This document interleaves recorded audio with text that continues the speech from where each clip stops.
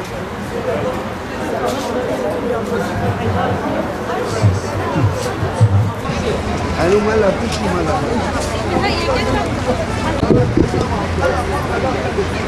aldım onu üzerinden çantasını koydum. Evet.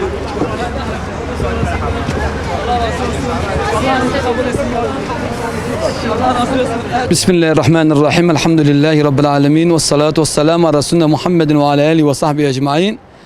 Bugün Siirt İl Müftülüğü'nde 35 umrecimizi yolcu ettik.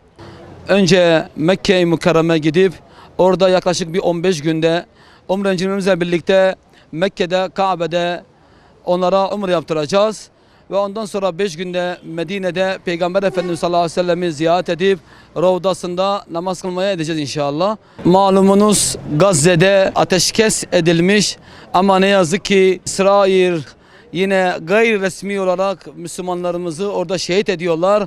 Biz bu umrecilerimizle birlikte hem Mekke'de hem Medine'de hem Kabe'de, Kabe'nin karşısında hem Medine'de Ravzası'nda Gazze'deki kardeşlerimize her daim dua edeceğiz.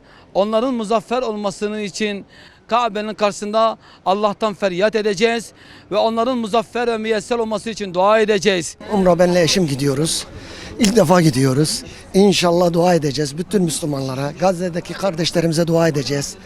Allah'ın izniyle Gazze'yi kurtaracağız o iblislerden. Allahu Teala onları şey gibi vuracak ve kazanan yine Müslümanlar olacak. Ve duamız onların üzerinde olacak. Her zaman Müslümanların yanındayız. İlk defa gidiyoruz Medine'yi görmeye, Kabe'yi görmeye. Allah herkese nasip etsin.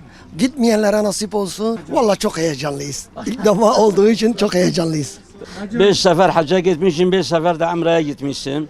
Allah çok şükür, çok Suudi Arabistan'a gitmişim, gelmiştim şoför zamanlarda koyun getiriyorduk oraya. İnşallah nasibim olsa yine gideceğiz, geleceğiz.